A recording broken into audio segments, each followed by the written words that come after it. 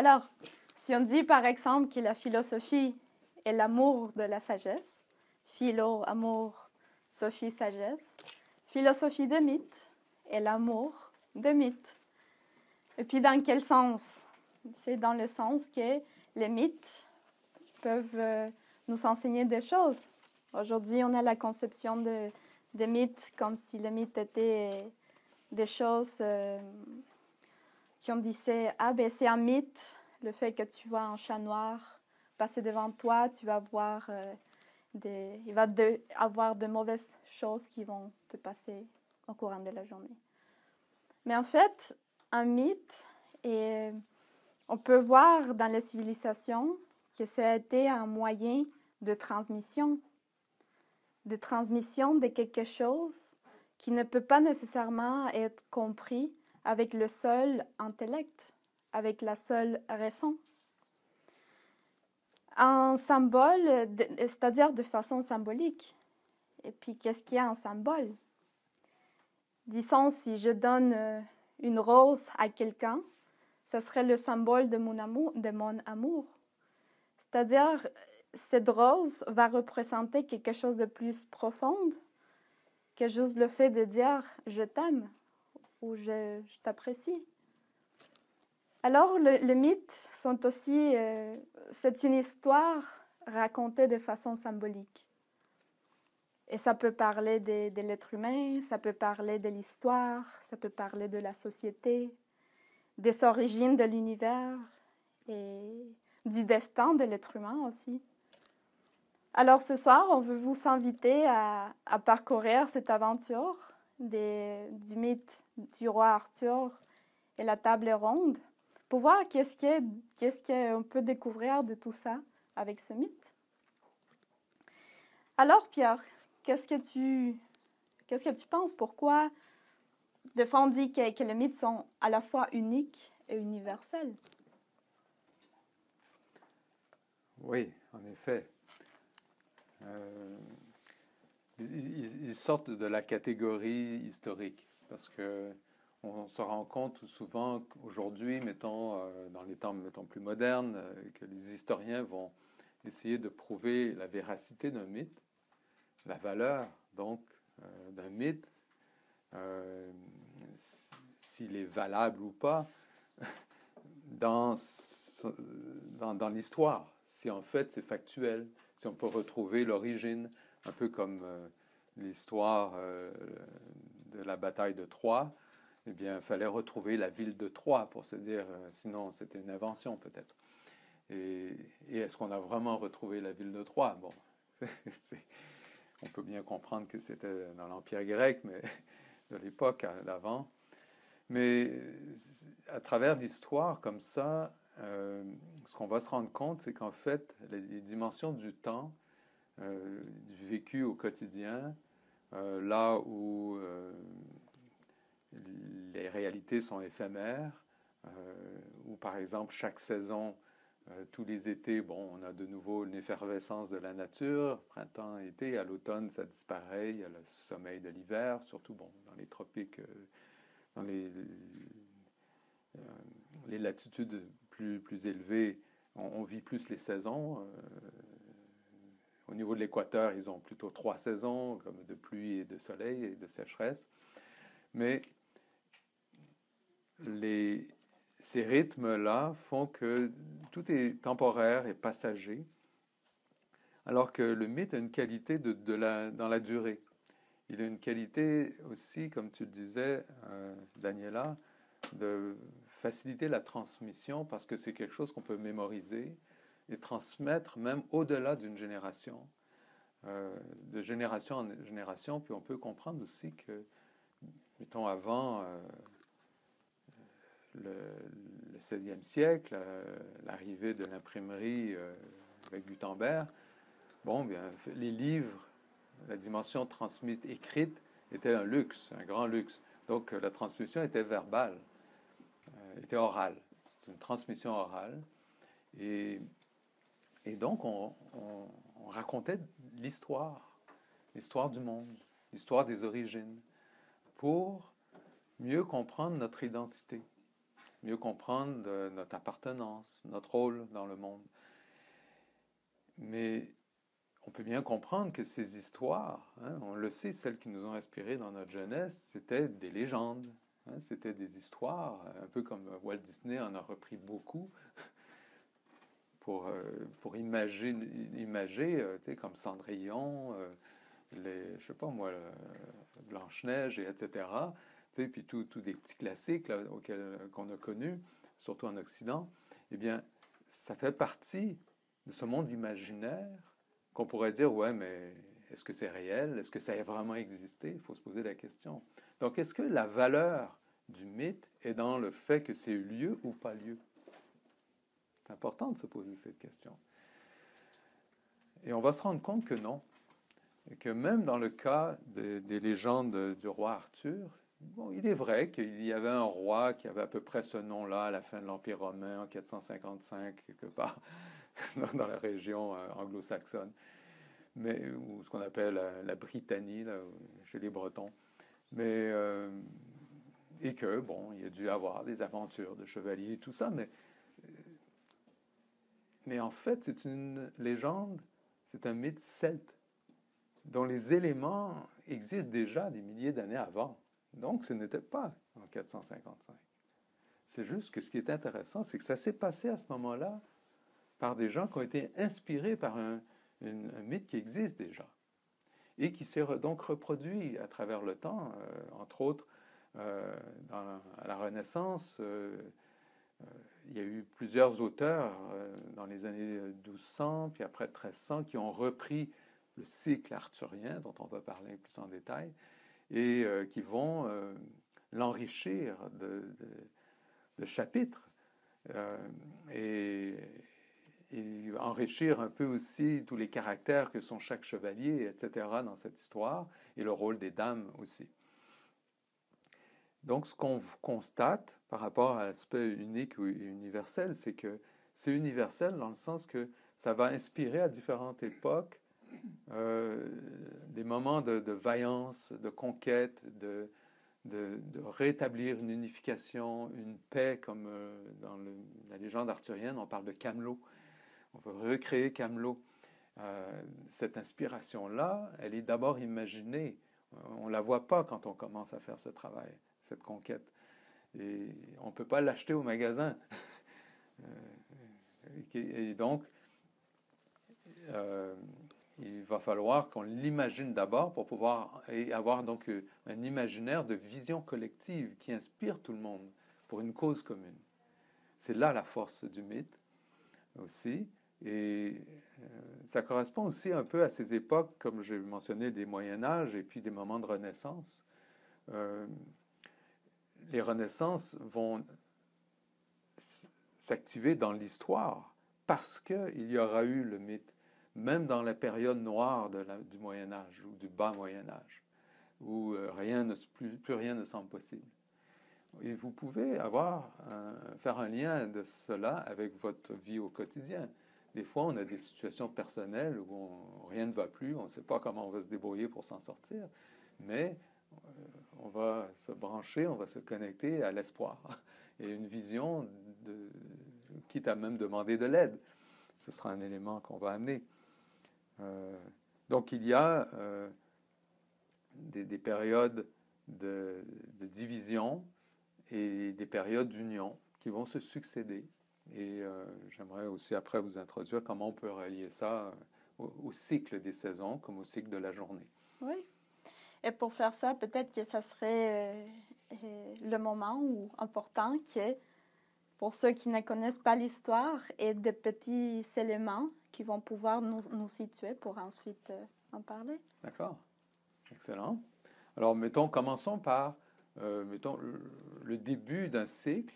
Plaçons-le au solstice d'hiver, si on prend les 4 saisons, qui correspondrait, mettons, à minuit dans la journée, dans un cycle d'une journée. Puis qu'est-ce qui se passe à minuit? Bien, de minuit à 6 heures, ça va être une période assez tranquille, mais où se passe un travail important de préparation, de régénération, de mise en place de nos forces vitales et émotionnelles pour la journée. Quand on va se réveiller le matin, on va avoir des ressources. C'est un peu un mystère comment on les a acquises. Ça se passe dans l'ombre pendant la nuit, n'est-ce pas? Bien la même chose, la période de l'hiver, hein, qui va du solstice d'hiver à l'équinoxe de printemps, les mois d'hiver, janvier, février, mars. Alors, notre histoire est d'abord, il y aura 4 phases comme ça. Et notre première phase, eh bien, qu'est-ce qui se passe? Alors, on est dans une situation de noirceur maximale. Il n'y a pas de royaume dans la Bretagne de cette époque, et les ducs se font la guerre. Il y en a plus vaillants que d'autres qui veulent établir l'union, la paix, mais qui n'y arrivent pas. Ils font appel à la lumière, font appel lui-même, alors c'est Uther Pendragon qui va faire appel. Et va donc apparaître Merlin, s'il n'était pas déjà là, mais dans le sens qu'il va apparaître comme un acteur qui va intervenir.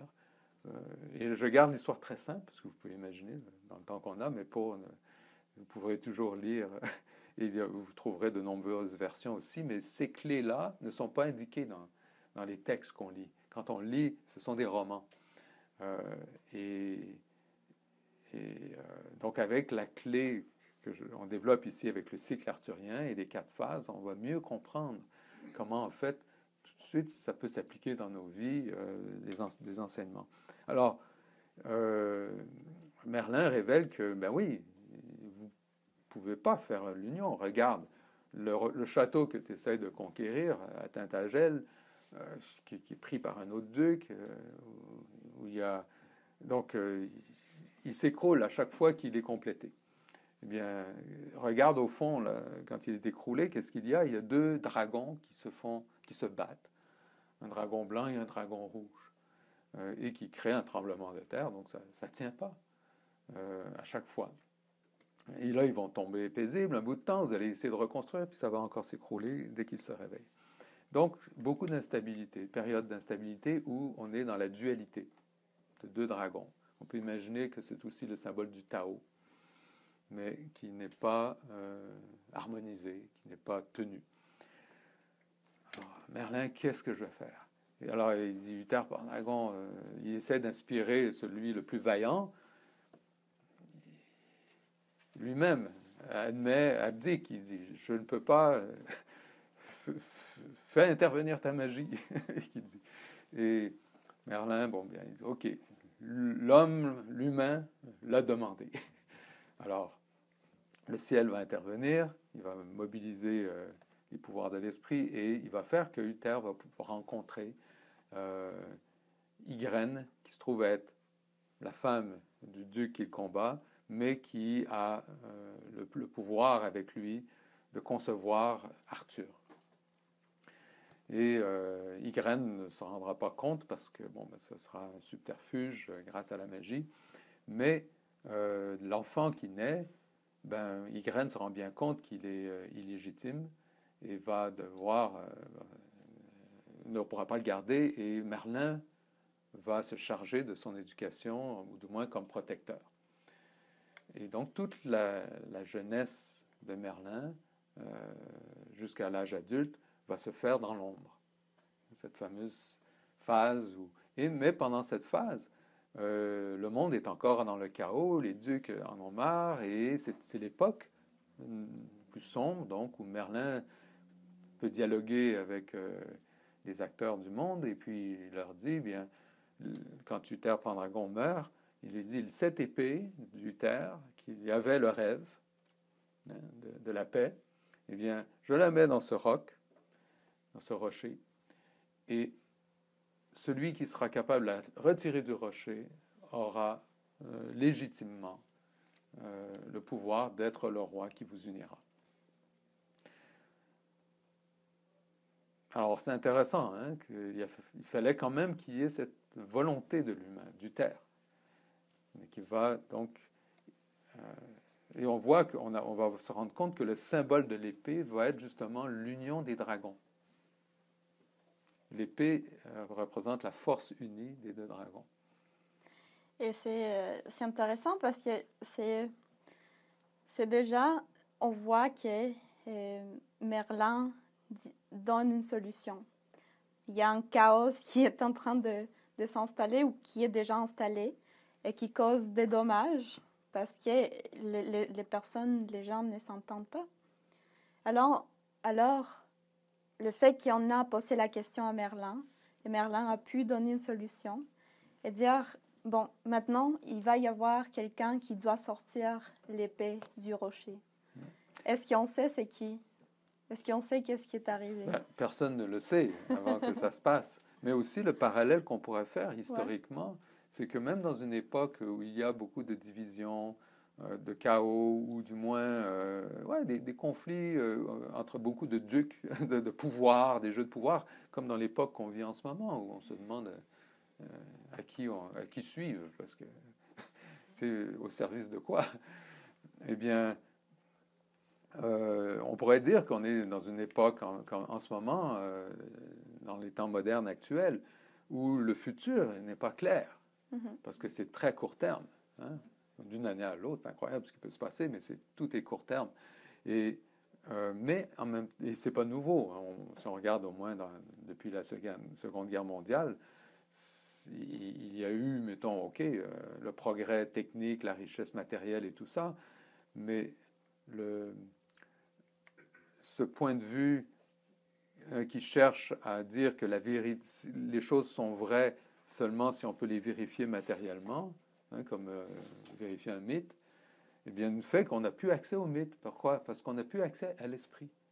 Dans notre langage, dans notre culture actuelle, s'il y a tant de divisions dans le monde ou d'incertitudes, c'est parce qu'on a valorisé, on a remplacé l'esprit par les biens matériels. Donc, par quoi, je pourrais donner un exemple tout simple. La richesse matérielle veut dire pouvoir aujourd'hui. Mais encore mieux récemment, la santé. La santé est un bien qui doit être géré, qui doit se maintenir, un peu comme les deux dragons, qui implique une dynamique d'équilibre constant, dormir assez, être assez actif, puis travailler les opposés en outre constamment pour garder la santé. Donc c'est un bien dont on a le mérite seulement si on est proactif avec cela.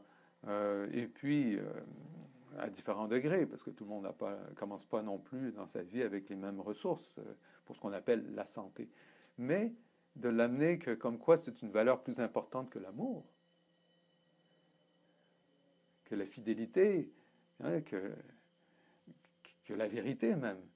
Là, on est dans une dérive où on a mis encore le matériel, les biens, au-delà des valeurs atemporelles, des valeurs de l'esprit, des valeurs qui nourrissent notre âme et notre esprit, qui sont normalement animées par le cœur, alors que le monde des biens, c'est plus géré par la tête, c'est plus une affaire de gestion. Et quand on a des biens, bien, mettons autour de la table, quand on partage un bon repas, eh bien, justement, on partage. Parce que les proportions sont limitées de ce qu'on partage. C'est vrai pour les biens. Mais pour ce qui est des valeurs, c'est illimité, c'est universel. C'est pour ça qu'on disait que les mythes nous transmettent une nourriture de l'âme et de l'esprit universelle, mais aussi unique, dans le sens qui ne se corrompt pas avec le temps. Eh bien, dans les époques comme maintenant, ou comme le bas Moyen-Âge, à toutes les époques, il y a eu des hommes et des femmes qui se sont mis ensemble pour planter les graines, l'essentiel, l'essence, pour que dans l'avenir, dans un cycle annuel, ce sera 3 mois plus tard, il y aurait un printemps où on a une promesse d'une possibilité. Et qu'il y aura potentiellement, si on l'espère. Alors, qu'est-ce qui s'est passé? Merlin, il a planté l'essence. Il a aidé à mettre ensemble des situations, mais il fallait que les acteurs le fassent sur le terrain. Et le rôle, par exemple, d'une organisation philosophique comme Nouvelle Acropole, c'est un peu ce rôle à travers le temps. Nous, on travaille avec le mythe de l'histoire parce qu'on croit qu'il y a un avenir, mais ce n'est pas un avenir qui est conséquence des faits actuels. On doit se relier au cycle complet et comprendre que dans l'époque où on est, c'est normal qu'il y ait de la noirceur. si de toute façon ça va être suivi par une époque de lumière. Mais pour que cette époque de lumière puisse, qui sera mettons, le printemps et l'été, il faut que des graines se préparent sous la terre. S'il n'y a pas de graines de planter, eh bien, quand le soleil sera là, ça va être le désert. Et le soleil, là, il fait chaud dans le désert. Mais il n'y a pas de vie. Est-ce qu'on pourrait dire que quand l'épée a été mise dans le rocher, c'était un point décisif, c'est-à-dire qu'il fallait que maintenant, il y a quelque chose de planté, il fallait maintenant que quelqu'un arrive pour commencer à donner la vie, pour commencer à justement sortir l'épée et commencer un nouveau cycle, une nouvelle partie du cycle. Oui, justement. Ouais. Alors, il y a quelque chose qui va déclencher, et justement, ce sera de tous les chevaliers qui, pendant une génération, vont essayer de tirer l'épée parce que moi, je suis le plus fort, et jamais ça marche. Bien, par accident, passe Arthur par là et a besoin d'une épée. Ah, tiens, il y en a une sur le rocher, il connaît même pas l'histoire. Et il l'enlève, et puis tout le monde autour est abasourdi. Il la remet. Oups! Excusez-moi, je me suis trompé. Les autres disent, mais tu ne seras pas capable de nouveau, c'est pas possible. Toi, petit garçon, aide, qui accompagne les chevaliers, là, bon. Non. Alors, mais bon, alors tout le monde est rassemblé, puis là, finalement, il va tirer l'épée, et tout le monde doit reconnaître que, ouais, c'est lui, l'élu, dans le sens plutôt qui a, on ne sait pas pourquoi encore, mais le mérite de faire l'histoire, d'être celui qui... Alors là, il dit, mais moi, je ne veux pas ça. Les gens sont contents, là, enfin, on a de l'espoir, mais tous les dieux qui ont des propriétés, qui sont plus vieux que lui, de 2 fois, 3 fois son âge, qui ont plein d'intérêts, puis on sait que c'est un monde aussi qu'il faut... comment dire, il y a beaucoup de compétition marchande et tout ça, eh bien, ils ne comprennent pas qu'est-ce que ce petit jeune-là comment il va les aider. Alors, non, ils se révoltent. Il y aura peu qui vont commencer à le suivre au début. Et voyant cela, lui-même, Arthur, il dit à Merlin, qu'est-ce qui c'est que ça? Qu'est-ce qui se passe? Moi, je ne veux pas être ça. Je veux être libre de choisir mon avenir. Je comprends pas, là. Je n'ai jamais rêvé d'être un roi. Et Merlin lui répond, tu n'es pas un roi. Mais où penses-tu que ta liberté va se trouver? Tu fais ce que tu veux, mais où est-ce que tu penses que ta liberté va se trouver? Donc, il y a un destin. Chacun a son destin. Il va se rendre compte qu'il va devoir vivre son destin. Prendre son courage en main, évidemment. Et la première chose qu'il va faire, c'est je ne sais pas comment m'y prendre, qu'est-ce que je fais? Il commence à poser des questions. Et Merlin, parce qu'il pose des questions, Merlin va pouvoir l'instruire. Et là, il y a une relation maître-disciple qui s'installe jusqu'à ce qu'il ait atteint un peu minimalement cette maturité et qu'il puisse commencer à guider les autres chevaliers qui reconnaissent sa valeur et qui, eux, croient aussi dans la vision. Et progressivement, ils vont conquérir. Donc, pendant tout le printemps, alors ça prend du temps, il faut que tu travailles avec le temps.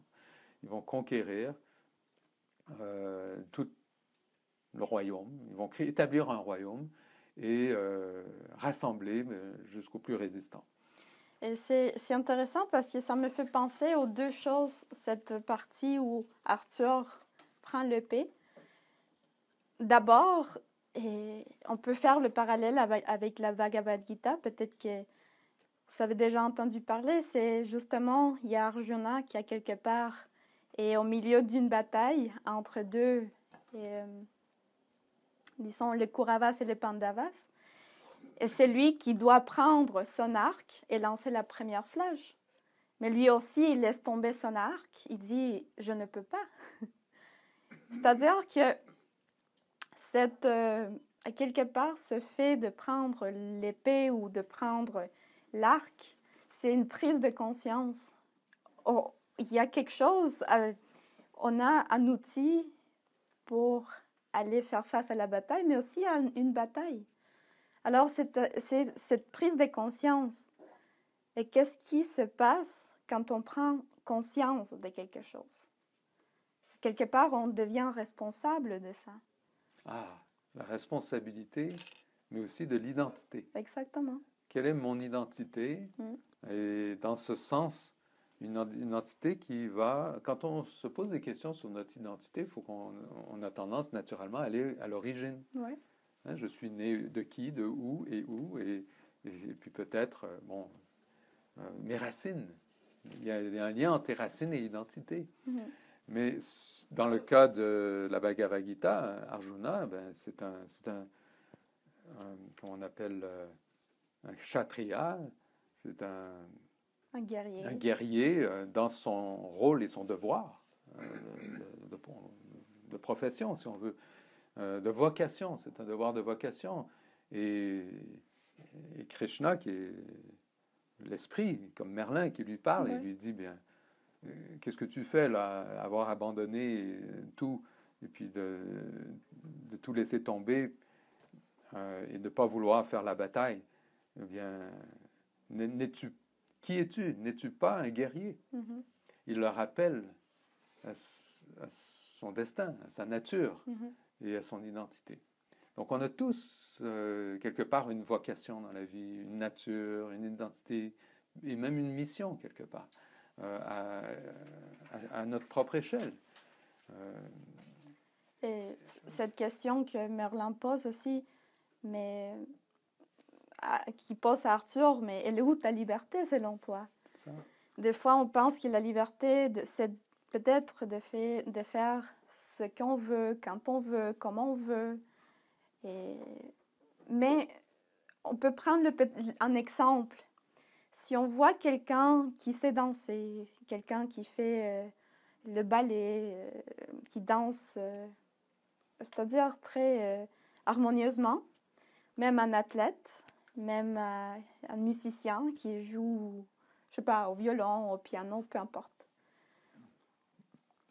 On admire sa liberté de jouer à la musique, de danser, de courir, pas parce que la personne a fait ce qu'elle veut, ce qu'elle voulait, quand elle voulait, comme elle voulait, mais parce qu'elle a su faire face aux difficultés et aux obstacles, décider de les dépasser, trouver des forces intérieures et ensuite exprimer le meilleur de soi-même.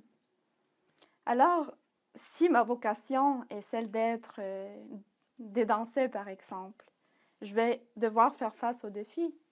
Et ma liberté se trouve de décider de faire face à ces défis-là. Et ça, c'est la même chose avec le roi Arthur. C'est-à-dire, elle est où ta liberté? Est-ce que tu vas décider de faire face à tes défis, à ce que va t'amener à connaître ton identité? Exactement. Ouais. Un très bon exemple. Alors, notre Arthur fait ce travail. Ils arrivent donc à être, on peut imaginer en haut d'une montagne tous les chevaliers qui confirment que les régions dont ils sont responsables sont apaisées et que voilà, c'est conquis. Et puis que là, ils sont là pour célébrer tout d'un coup cette possibilité de créer l'unité. Et ils vont le faire. Et là, Merlin va être présent, et il va leur rappeler, parce que justement, quand ils arrivent à ce moment-là, qui est très particulier, Merlin a le pouvoir d'apparaître parce qu'ils se sont réunis. Hein, ils sont dans l'unité. Autrement, il est là dans la période qu'on ce serait le solstice d'été, et ce n'est pas son temps à lui. Et là, il va aussi les avertir que une des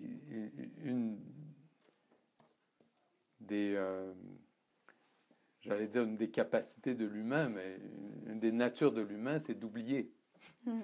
D'oublier d'où on vient, hein, et pourquoi on a fait tout cela. Mais il dit bravo, et de là, ils ont quand même le rêve, maintenant qu'ils doivent concrétiser. C'était l'élan, le printemps. Là, c'est l'été. Et là, on va bâtir. On va bâtir le château, Camelot. Et dans le château, on va mettre la table ronde autour de laquelle va pouvoir s'asseoir les chevaliers. Puis elle est ronde justement parce qu'ils ont tous un rôle complémentaire, mais égal dans ce sens. Et c'est aussi l'esprit donc des compagnons bâtisseurs, mais c'est aussi le rôle des dames de la cour. C'est aussi le grand mariage de Guenièvre, la reine qui va se marier avec Arthur, et donc qui forme le couple royal. Ce n'est pas que la conquête, mettons, d'un roi. Non, non, qu'est-ce qui s'établit dans cette unité? C'est le couple royal.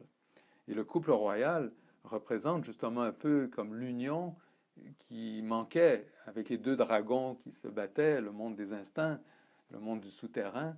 Eh bien là, avec la volonté humaine, il y a un pouvoir d'union entre les opposés et qui va permettre la prospérité et l'abondance. Et donc ils vont vivre dans l'abondance. Et ce sera donc cette période d'été, comme on peut comprendre, où le monde extérieur est plus visible. Et on peut comprendre aussi que c'est un peu l'opposé de l'hiver où tout était noir et tranquille et sans vie. Tu sais, si on prend un peu la signature des extrêmes dans ce sens-là. Tu as amené disons, une idée du fait que l'humain a cette possibilité ou capacité d'oublier et que Merlin vient rappeler. Alors, il fait une fonction de mémoire. Et c'est très intéressant parce que si nous, là, nous faisons l'exercice, imaginons que tout à coup, il y a quelque chose qui nous arrive ici maintenant et on perd la mémoire. Qui serions-nous? C'est-à-dire, je serais là, je ne sais pas comment je m'appelle, je ne sais pas où j'habite, je ne sais pas qui est mes amis, ma famille, qu'est-ce que j'ai appris jusqu'à maintenant. Ça en tant qu'individu, mais ça peut arriver aussi en tant que société. C'est-à-dire, si la société, disons, comme roi Arthur, si la société du roi Arthur perd sa mémoire, il y a le chaos. Parce que qui sommes-nous? Vers où allons-nous? Dont aussi l'importance de retrouver l'identité pour pouvoir avoir ses repères. Mais tout ça pour te poser la question. Alors, est-ce que ça veut dire que Merlin représente cette mémoire-là? C'est justement de venir se ressourcer aux origines, peut-être. Bien, d'où une façon maintenant plus illustrée, déjà avec la moitié du cycle parcouru, où on voit le sens du mythe comme une mémoire qui est transmissible et qui contient aussi les éléments du pourquoi, de pourquoi on fait les choses. Quand on gère nos biens, on ne se pose pas nécessairement la raison pourquoi. On va se poser des questions d'efficacité, d'optimisation, etc. Ça, c'est le langage des gestionnaires. Mais le pourquoi, ah non, on m'a donné l'ordre. D'où vient l'ordre? D'où vient le commandement? Il faut qu'il y ait quelqu'un aux commandes. Et c'est l'identité. Donc, ce Merlin, il est un peu comme notre voix du silence à l'intérieur de nous, qui nous permet justement, peut-être avant d'aller se coucher, à ce minuit, parce que c'est un cycle d'une journée aussi, si on veut. Donc, à minuit, ou l'équivalent du moment où je vais m'apaiser et tomber dans un sommeil, qui correspond un peu à cette période de l'hiver, me ressourcer, eh bien, je peux faire l'appel à Merlin. De sorte que quand je me réveille le lendemain matin, il y a une épée dans un rocher, quelque part.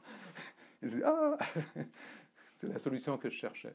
N'est-ce pas que ça arrive quand on est honnête et transparent avec soi-même et puis qu'on se dit, finalement, il y a des ressources plus grandes que ce que je sais. Ça, c'est... Oui. Mais ce sens-là, c'est que ça nous amène finalement une mémoire de l'avenir aussi, du potentiel. qui est comme réminiscence de pourquoi finalement on est aussi sur Terre incarné. C'est pas juste un jeu de génétique. Et peut-être l'image en plus qu'on a dans ce cycle arthurien, c'est que s'ils ont réussi à construire Camelot, mais Camelot est un véhicule de la paix. Et même pour Merlin, le défi au début, quand on lui dit, bon, ben, on veut établir la paix, mais on n'y arrive pas, il se rendait bien compte qu'il fallait qu'il y ait un véhicule qui puisse prendre l'essence. Il fallait que ce soit Arthur. Il fallait que ça s'incarne.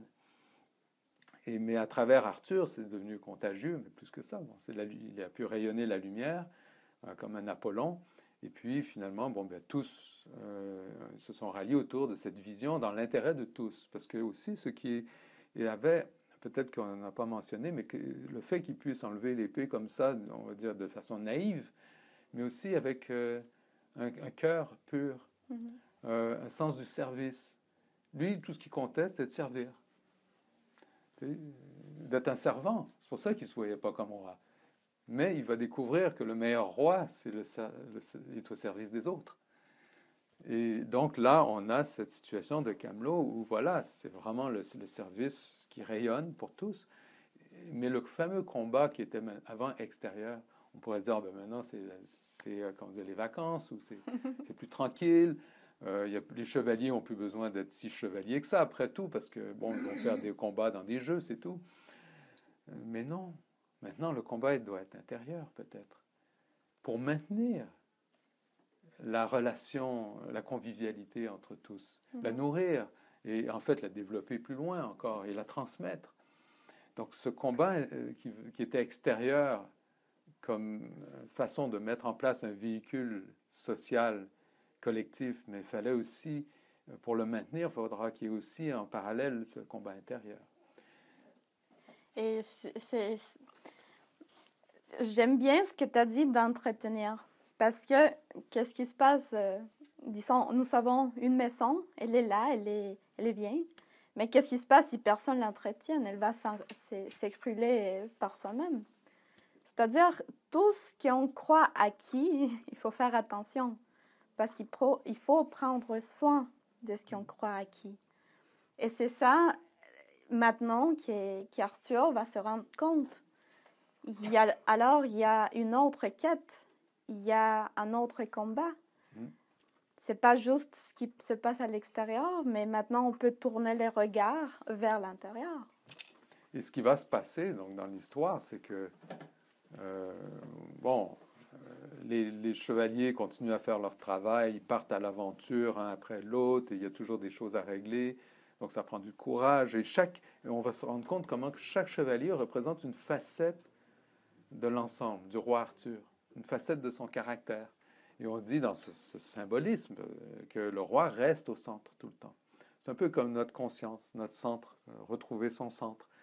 C'est le roi Arthur quand on retrouve notre centre. Mais quand on est dans l'action, il y a des modes, des modalités d'être, des styles de personnalité qu'on va emprunter, des rôles qu'on va jouer, mais qui vont nous demander exprimer certains traits de caractère particuliers. Puis ça, on le voit à travers chaque chevalier. Mais parce que justement, il y a ces caractères, et donc des caractères souvent même opposés. Si vous avez fait de la typologie de caractère au niveau psychométrique, vous savez que ça marche comme ça. Les introvertis et les extrovertis, ou ceux qui pensent aux détails, ceux qui ont la vision globale, ou ceux qui sont plus rationnels, ceux qui sont plus sentiments. Vous connaissez ça, hein? On a tous été exposés à ça un peu dans notre milieu professionnel. Alors, mais justement, ces opposés, c'est un peu comme le masculin et le féminin. C'est ce qui fait la vie. Hein? C'est ce qui fait qu'il y a une charge entre des opposés, il y a un courant. Pour que la vie existe, il faut que ça prenne des courants. Donc c'est bon, les polarités. Mais elles sont là, et si on s'identifie à un pôle, là, on va entrer en conflit avec l'autre. D'où ce combat intérieur constant, pour constamment, pouvoir vivre la noblesse de la cour, qui est d'où va venir le mot de la courtoisie.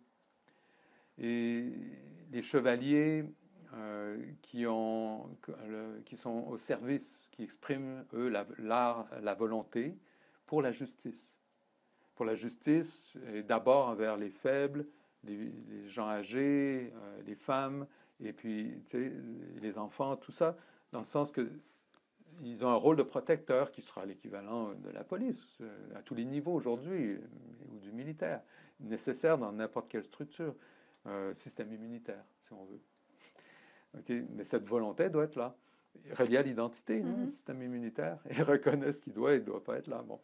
Et puis, on a une autre dimension qui est la dimension des dames, qui amène justement un peu les gardiennes du feu, qui apportent le feu, qui apporte la chaleur et la lumière, qui aussi correspond à la transmission de l'enseignement, à l'éducation, qui correspond aussi à apporter la beauté, l'éthique et l'esthétique dans l'environnement, d'harmoniser la vie conviviale. Donc plein de qualités féminines qui s'expriment à travers la dame. Et puis d'autres, les compagnons, qui sont compagnons bâtisseurs, mais aussi qui fournissent un peu tous les outils dont on peut avoir besoin pour faire toutes sortes de travaux, mais qui sont donc les inventeurs. C'est une autre dimension, ça, d'un aspect masculin. Et qui vont donc, c'est ça, utiliser l'expression beaucoup de l'intelligence pour donner forme aux choses. Eh bien, cette cour, cet état de noblesse demande un travail parce que ça correspond à cette lumière de l'été qui est là, mais qui doit être captée dans la communauté humaine, dans le royaume. Et Camelot en est le cœur qui bat, et le centre, un cœur qui bat. Mais il va y avoir des petites soubresauts dans le cœur qui bat, des situations, par exemple. Alors, justement, on ne va pas développer tous les chevaliers et les caractères, mais on a un chevalier qui est le chevalier des chevaliers, Lancelot, qui, lui, représente, si on veut, la maîtrise, la perfection. Il va même... l'accomplissement de cet état de la volonté incarnée, et qui va même être reconnu par le roi dans un combat comme, oui, ben, tu vas être mon chevalier numéro 1 parce que tu es mon égal, tu sais, je veux dire, dans le sens que tu es ce qu'il y a de mieux. Mais, bon, je ne vais pas développer les détails là, parce qu'il y a plein de petites sous-histoires dans le cycle arthurien. Il y a aussi le fait que, par exemple, pendant la conquête, je pense que c'est important de le mentionner maintenant pour comprendre la suite, donc qui est la phase du printemps, eh bien, Arthur, avant qu'il soit évidemment marié à Guenièvre, parce que ça faudra d'abord que Camelot soit établi, eh bien, il aura une aventure avec une demi-sœur qui va lui jouer un tour, parce qu'elle a des pouvoirs un peu comme Merlin de sorcière. Ils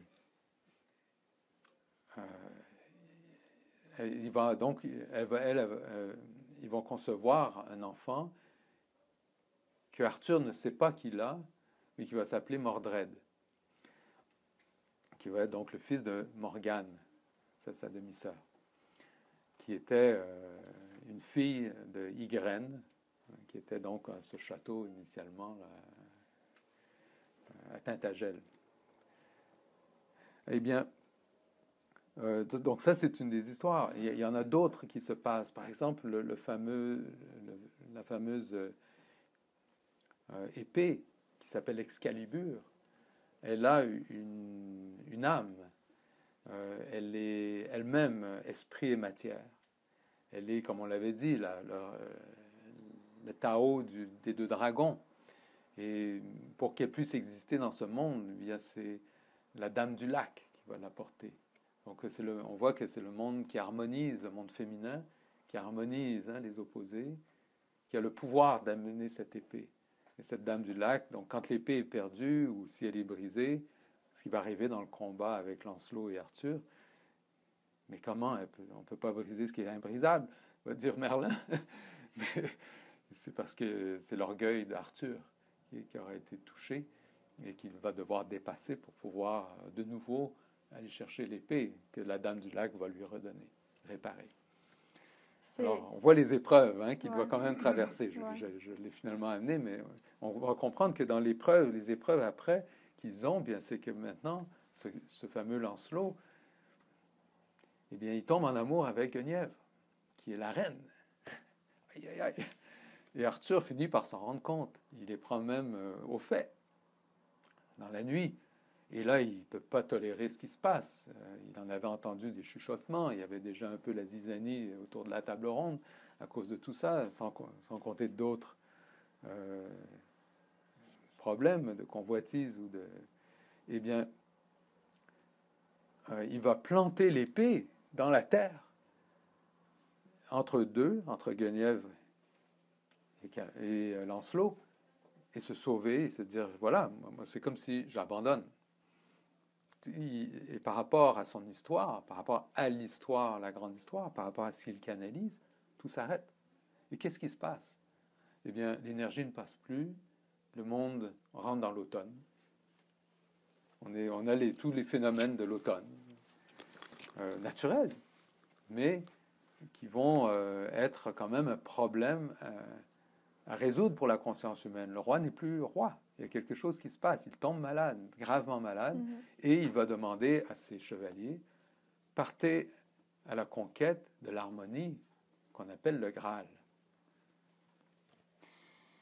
Et c'est très intéressant parce que quand on préparait cette présentation, cette conférence, tu m'as dit quelque chose d'intéressant par rapport au nom du Graal. Ça veut dire... Ben en fait, dis-nous, qu'est-ce que ça veut dire, le Graal? Bien, déjà, on parle du Saint Graal, mais c'est aussi une imagerie qui peut avoir différentes formes, mais quand elle est dans le champ plutôt chrétien, surtout dans les œuvres du XIIe, XIIIe siècle, eh bien là, c'est un calice, c'est la forme du calice, et qui contient, dans le rite chrétien, il contient le vin, qui représente le sang du Christ. Et donc, on a aussi le corps du Christ, qui va être représenté dans le rite par l'hostie, lui qui est blanc. Alors, non, le blanc et le rouge encore, comme les dragons.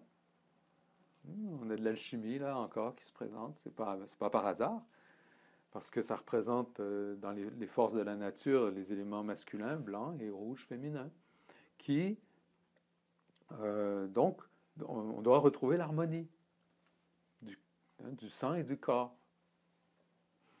Mais du Christ qui veut dire lumière, de l'esprit, que Merlin avait facilité, mais il fallait l'assumer en conscience, ce qu'Arthur a pu faire jusqu'à un certain point. Eh bien, alors là, c'est collectivement, tous les chevaliers partent.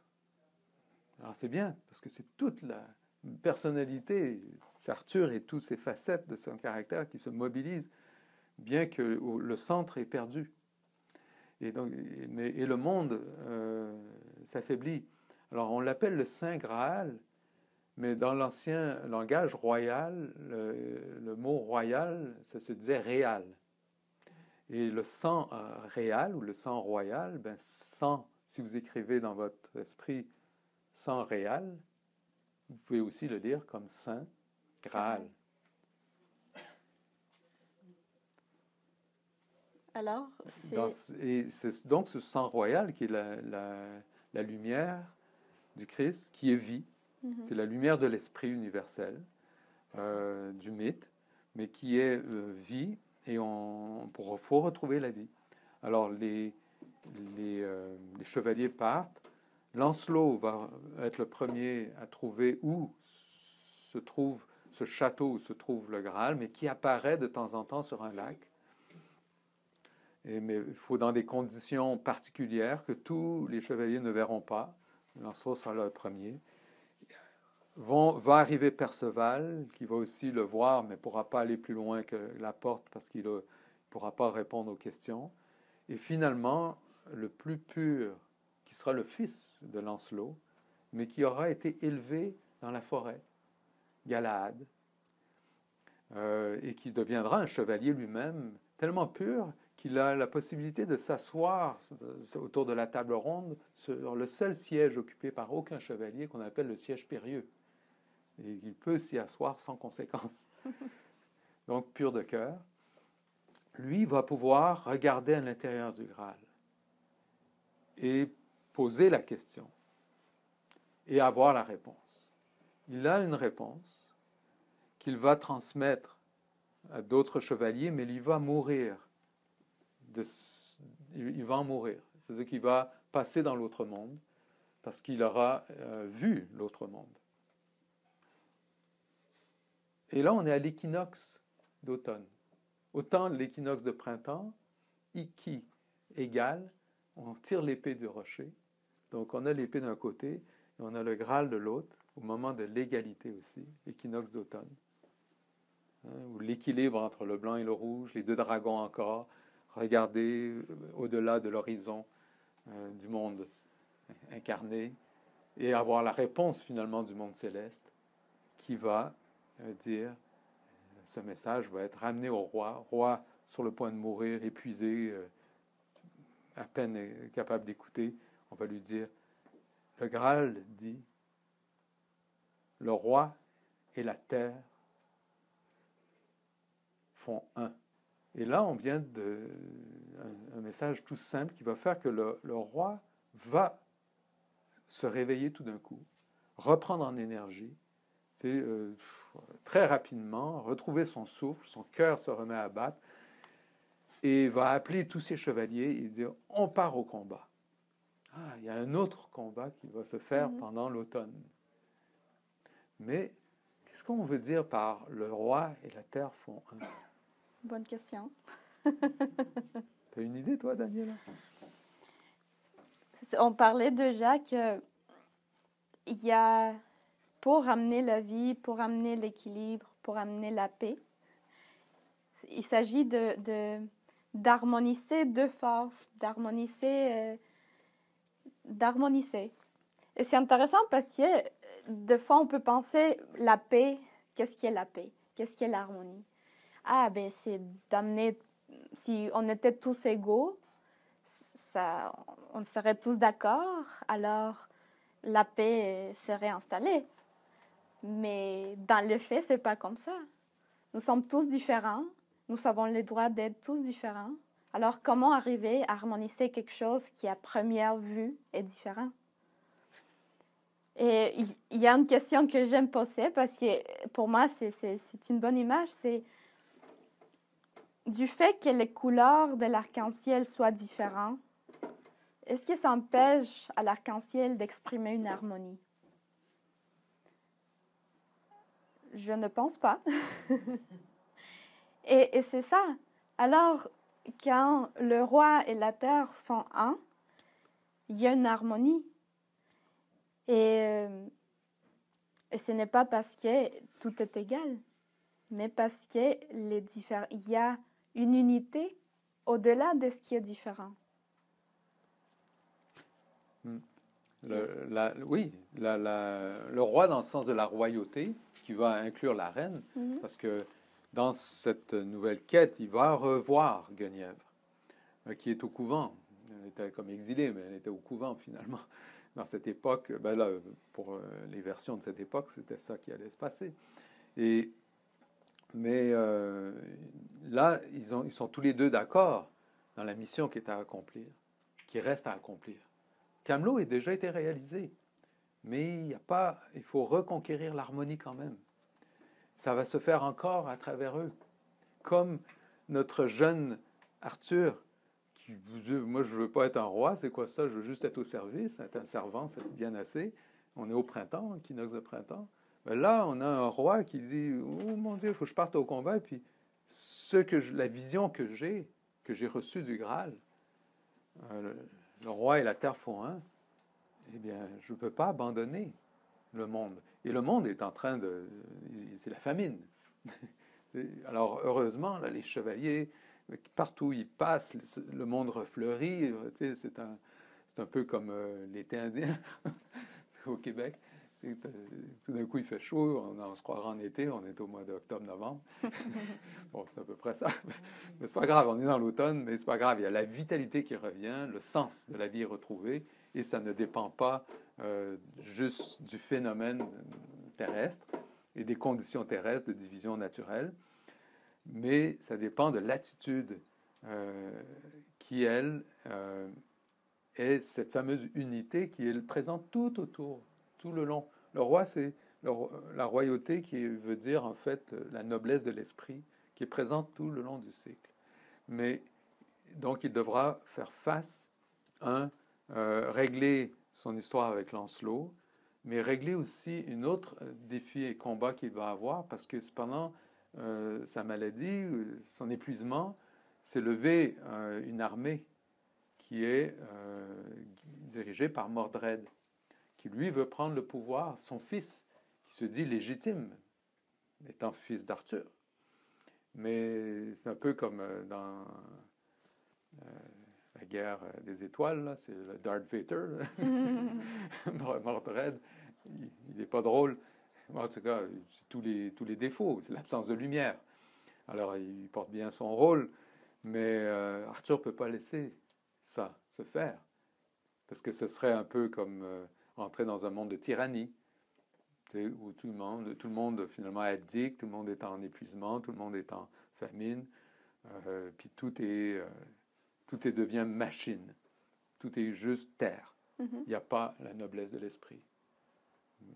Donc le roi et les terres font un, c'est un peu comme on le voit dans l'enseignement à Nouvelle Acropole du septennnaire, qui est une clé tellement importante pour notre vie. La triade, c'est le roi, et la terre, c'est le carré, la personnalité. Donc, ils font un. C'est pas un est mieux que l'autre. L'humain est pont entre ciel et terre. Et notre rôle, c'est d'être ce pont, d'être ce un. Comme l'épée verticale, mais aussi le calice. Bon. Maintenant, donc il va y avoir, oui, des combats, et partout où il y a des oppositions, ça va se régler dans des duels. Et bon, je ne veux pas tous les décrire, mais s'il y en a un, c'est où finalement Arthur, à la fin, va être en duel avec son fils Mordred.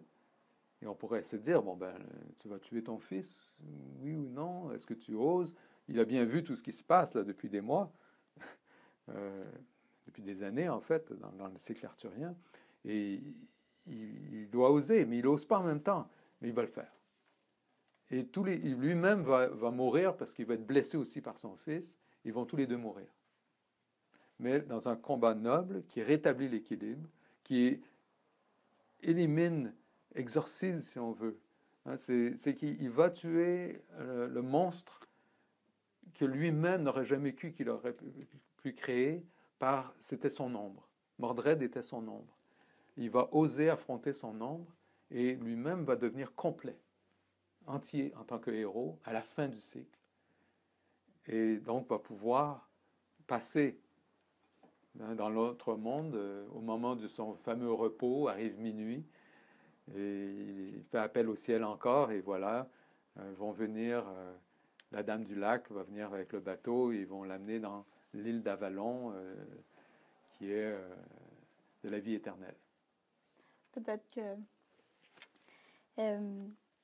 je sais que le temps passe. On a fait 1 heure. Voilà. Peut-être qu'il y a des questions, qu'il y aurait aussi des commentaires. Maintenant qu'on arrive à Avalon. C'est ça. On a bouclé la boucle. Le cycle. Ouais. Mais vous pouvez avoir toutes sortes de questions qui vont élucider d'autres aspects des symboles, de ce mythe, de cette histoire. De signification. Ouais. Moi, j'ai une question. Oui. C'est pas une question, mais je médite, je pense. Je me demande pour quelle raison toujours la personne qui se sent incapable d'accomplir quoi que ce soit, c'est elle qui est au fond capable, ou bien c'est elle qui a toutes les capacités à l'intérieur, et puis que tous les autres qui se sentent vraiment, je sais pas, ça devrait être eux, quoi. Oui, Ils sont là, mais ils sont impuissants. Et je comprends pas pourquoi. Bien. C'est-à-dire pourquoi la personne, pourquoi c'est toujours, par exemple, David, pourquoi c'est toujours... j'ai du mal à comprendre ça. Intéressant. Et aussi, il y a un niveau de lecture, parce qu'on peut avoir deux versions dans votre question. Oui. Hein, c'est, mettons, une version plus matérialiste, où on aurait finalement, bon, ben, ceux qui réussissent, vu que les objectifs sont à court terme, ils réussissent temporairement. Oui. Mettons, dans l'actualité, eh bien, c'est les plus compétitifs. C'est les boxeurs, c'est ceux qui mettent KO l'autre rapidement, avec la plus grande force. Et on applaudit. On est bien heureux d'avoir des chefs comme ça, parce que c'est ça qu'on veut, des profits à court terme. C'est collectivement, on vote pour ça. Oui. On mérite les chefs qu'on a, voilà. Mais si, dans les mythes, là, vous faites référence aux légendes, aux mythes qui nous inspirent, où ce sont apparemment les moins aptes, David et Goliath, bon, eh bien, pourquoi penses-tu, Daniela? Et parce que dans le fond, c'est pas nous. Je veux dire, je vous pose la question. Est-ce que c'est pas nous ça tous les jours? Ces mythes sont en train de nous expliquer que devant le doute, il y a la possibilité de dépassement. Parce que les héros dans tout le mythe sont l'archétype humain. Alors, c'est celui qui se croit, qui pense qu'il ne peut pas, celui qui réussit, parce qu'à l'intérieur de lui, il a l'espace intérieur pour apprendre. Ceux qui pensent déjà savoir, ceux qui pensent déjà dire « Ah ben c'est moi qui va le faire, tassez-vous », n'ont pas de la place pour apprendre. On peut se poser la question, ben, si je sais déjà tout,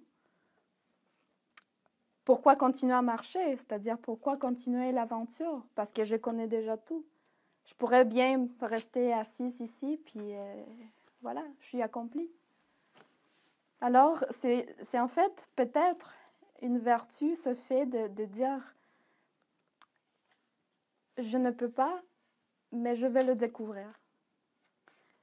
Je suis consciente que j'ignore des choses, mais je suis consciente aussi que j'ai la capacité de les connaître, de m'approcher, de les résoudre. Alors, c'est une très bonne observation et pour moi, c'est très encourageant de le savoir comme ça. Oui, super, Daniela. Et puis, en fait, pour compléter, ajouter, je ne suis pas en train de dire non plus que tous les chefs, plus on est chef et plus, mettons, c'est corrompu. Pas du tout. Parce que c'est populaire de dire que le pouvoir corrompt. Alors qu'en fait, dans ces mythes, ben là, on a un pouvoir, mais qui exige la pureté. Eh bien, ça semblerait pas logique. C'est pour ça qu'on dit que c'est des histoires pour les enfants. N'est-ce pas? Alors, et qu'en effet, on en connaît tous des chefs, hommes et femmes, des parents même, qui sont chefs de famille, et à tout d'autres niveaux d'entreprise, etc., qui ont cette générosité de cœur et qui ont ce sens du service pour plus grand qu'eux. Et le plus grand que soi doit vouloir dire plusieurs choses. Un, c'est évidemment, plus grand que moi, ben, tous ceux dont je suis responsable. Par rapport à guider, par rapport à une vision, une mission, et une capacité de nous adapter au quotidien pour guider bien la barque, être le capitaine du bateau. Donc oui, responsabilité d'un équipage. Mais quand on dit aussi plus grand que soi, c'est reconnaître qu'il y a un mystère, il y a un inconnu. Même dans mon propre avenir, mon propre potentiel, mon propre destin, si rationnellement je ne le comprends pas encore, c'est normal. Parce que ça me dépasse. Mm-hmm. Si je le savais, je serais accompli. Comme tu dis, Daniela, je n'aurais rien à faire, je serais un Bouddha accompli. Mm-hmm. Mais Alors donc, il va y avoir une transformation. Ça veut dire que je suis un apprenti de la vie, même quand je suis un chef. Et les meilleurs chefs, c'est les meilleurs servants. Avoir ce sens du service pour les autres. Et donc cette ouverture aussi, mais cette capacité de vouloir remettre en question, d'apprendre pour justement s'adapter à des conditions qui changent constamment.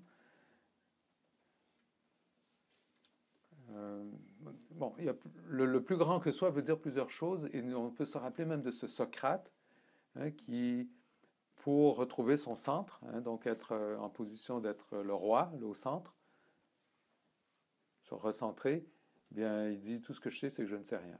Mm-hmm. Alors qu'en fait, c'est un des grands sages. Mais l'humilité est le fondement même d'un leadership, d'une capacité de commander, de gouverner, et commençant par la gouverne de soi-même, de sa propre vie. Ouais. Alors, je sais pas, est-ce que ça touche les points que vous posez comme question? Je rajoute aussi que tu avais dit que, par exemple, lui, c'était genre un fils illégitime, face, par exemple, à des gens nobles qui ont, durant toute leur vie, ils ont pris l'épée et puis ils étaient capables de combattre. C'est un peu, quand même, c'est un peu, j'imagine que c'est pas logique, mais c'est tout le temps ce qui arrive. Et puis, bien, aussi, peut-être l'image qui est là, mais qui est... C'est pas juste que ça arrive dans le mythe, c'est que dans l'histoire, ça arrive comme ça. Quand on comprend, on lit notre histoire, la période de la Renaissance, c'était les quelques groupes d'humanistes qui se sont mis ensemble, puis qui ont osé se rassembler en catimini, en cachette, bien souvent, surtout pendant l'Inquisition. C'était pas compliqué, tu allais être éliminé rapidement. Combien de gens étaient exécutés comme sorcières ou comme tout simplement parce qu'ils étaient des bons médecins ou parce qu'ils réfléchissaient ou ils pensaient par eux-mêmes. Alors, qui osaient faire quelque chose de nouveau, mais qui sort du cadre de ce qui est déjà établi, mais déjà établi et sclérosé. Et sclérosé au point de ne pas avoir d'avenir. Donc ça prend le renouveau en simultanément qui déjà se développe. C'est pour ça que le travail de Nouvelle Acropole aujourd'hui n'est pas de dire on a les réponses, par exemple, et d'aller au gouvernement et de dire ben voilà, c'est pas compliqué, suivez les enseignements de sagesse. Non, on fait un travail d'harmonie, de courtoisie ensemble, on vit l'avenir qui sera possible pour l'humanité déjà aujourd'hui, parce qu'il faut qu'on démontre entre nous-mêmes que c'est possible, que ça fonctionne, même si on est des petits David miniatures. Et puis le reste va durer son temps. Parce que vu que de toute façon, dans notre époque actuelle, on ne planifie pas très loin, ça ne va pas durer longtemps, ce qui se passe actuellement, au fond, en termes de cycle de siècles. Une génération. Il y a peu qui pensent au-delà de leur propre vie personnelle qui sont au pouvoir. Bon, enfin, c'est ça. On n'a pas alors qu'on peut avoir des époques dans l'histoire où on pense, et c'est pas seulement, mettons, dans l'histoire occidentale ou européenne, on le trouve dans toutes les traditions. Je sais pas, au nord du Japon, ça existe encore de faire des plans pour 200 ans. C'est peut-être un peu anachronique, là, mais ils l'ont gardé. Les peuples amérindiens parlaient toujours de 7 générations. Chaque chose qu'on décide collectivement, quel est l'impact pour 7 générations? Ils essayaient de visualiser, mais ça veut dire qu'ils avaient une vision aussi de ce qui était possible dans l'avenir. Peut-être une dernière question.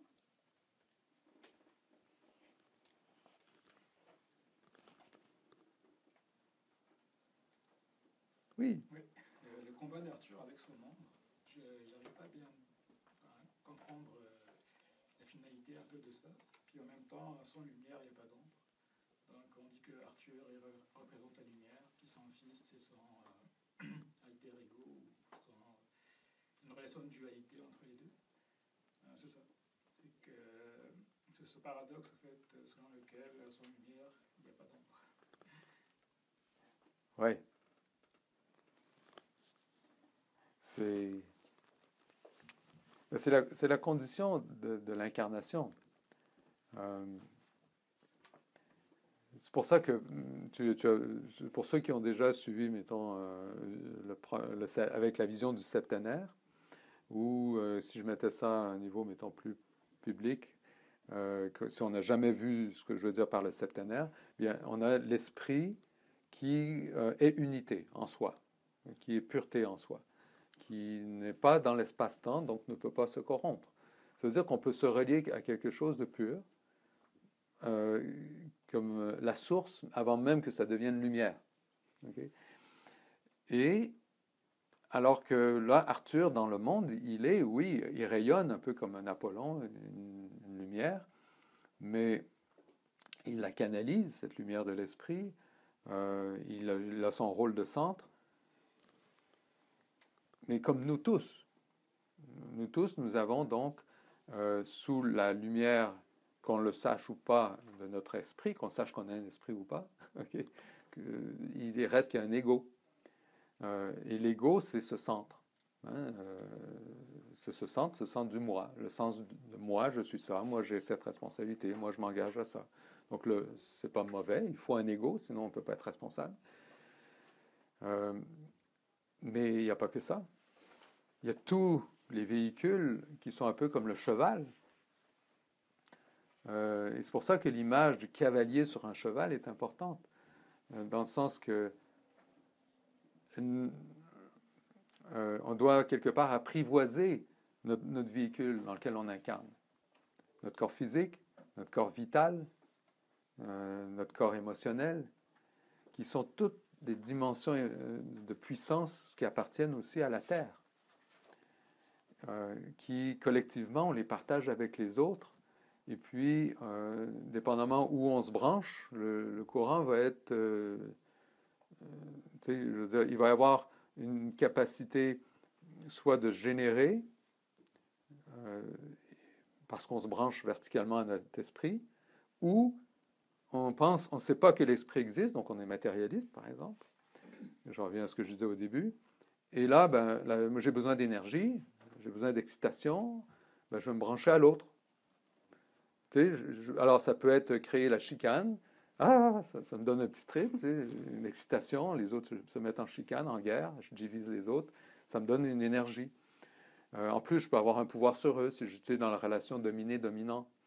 Donc, ces relations dominé-dominant, ce sont toutes sortes de pathologies de la psyché, psychologique, qui sont des jeux de force, justement, entre l'ego et les forces instinctives, qu'on vit tous, hein, mais qui vont, si on ne fait pas le combat intérieur dont on parlait, mais qu'on n'a pas élucidé plus, mais c'est le fameux combat dans la Bhagavad Gita aussi, si on ne fait pas ce combat intérieur, eh bien, on va le vivre à l'extérieur. C'est-à-dire qu'on va être toujours en compétition avec les autres, en train de jouer, de faire des jeux de force avec les autres, et c'est ça qui va nous nourrir, presque comme des vampires. C'est-à-dire qu'on utilise l'énergie horizontale, mais qui ne vient pas de l'esprit, qui est très temporaire. C'est un feu qui brûle vite, qui a toujours besoin, comme une sangsue, d'aller chercher la vitalité de ce qui se passe autour de nous. Et bien des gens ont du pouvoir aujourd'hui, dans un rôle de dominant, qui est ce Mordred. C'est ça que Mordred représente. L'exploitation de son milieu par le contrôle, par un autoritarisme, par une pensée unique, par tout ce qui peut être tyrannique. C'est Mordred. Ça fait partie de quelque chose dans l'incarnation qu'on doit confronter. Et quand on le confronte, quand on le transperce, quand on le tue, qu'on ose, finalement on l'assume. Et quand on l'assume, on devient complet aussi nous-mêmes, comme si le dragon rouge et le dragon blanc, tout d'un coup, deviennent un. Mais pour avoir réussi à faire ça, c'est parce qu'on était inspiré par l'esprit. Sinon, tu n'as pas le courage. Et puis surtout, dans ce scénario, c'est son fils. Tu n'aurais pas le courage de tuer ton fils. Tu sais, en anglais, on dit « offspring ». Émotionnellement, c'est pas possible. Et c'est ça notre défi. C'est que là, Arthur, lui, il y a vraiment un combat, deux pôles qui correspondent à l'incarnation de la personnalité, l'ego et son ombre. Carl Jung en parlait très clairement, c'est comme référence, il s'agit de revoir. Dans la voix du héros, on voit ça, hein, comment tu dois oser faire face à ton dragon, à ton ombre, parce qu'il y a une puissance là qui t'appartient. Mais sinon, tu la fuis constamment. Et il était en fuite. Il ne voulait pas faire face à ça tout le long du processus de son cycle. Il s'occupait bien d'autres choses. Ça aide, oui. Merci, Pierre. Et c'est notre défi de philosophe. Oui. Le travail philosophique, c'est cela. C'est un travail dynamique. Ce n'est pas juste des pensées pour se relaxer. De faire des grandes barbes, puis se peigner la barbe. Faire pousser les ongles, parce que on est noble. Voilà. Alors, merci beaucoup d'être venu pour ce... Merci à vous. Merci à vous.